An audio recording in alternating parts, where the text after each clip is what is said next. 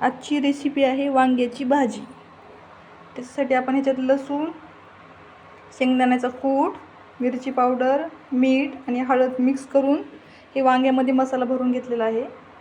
आणि हा मसाला आपण ठेवला आहे तेलात फ्राय करण्यासाठी। कढई ठेवली आहे, आता कढई मस्त तापू द्यायची आहे।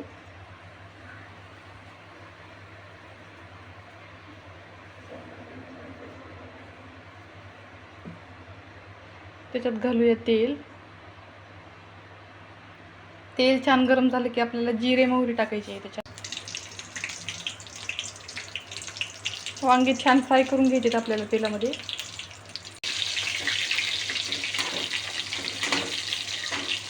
आणि जो थोडासा मसाला ठेवला आहे आपण ते पण घालून घ्यायचा आहे तेलामध्ये। म्हणजे ते पण छान तेलात फ्राय झालं ना, भाजीला एकदम छान चव येईल आपली।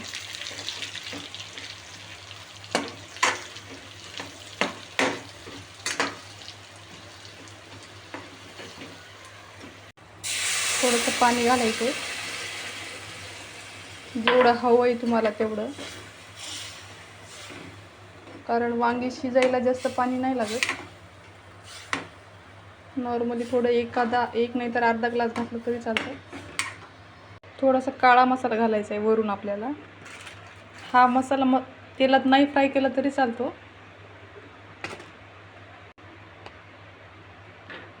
हा मसाला तिखट नसतो, पण भाजीला ह्यानं छान कलर येतो म्हणून वापरायचा। तिखट नसतो,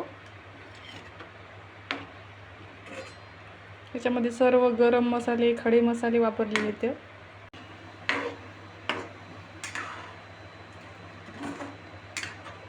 कोथिंबीर घातली आहे आपण थोडीशी। त्याला छान शिजू द्यायचं आहे।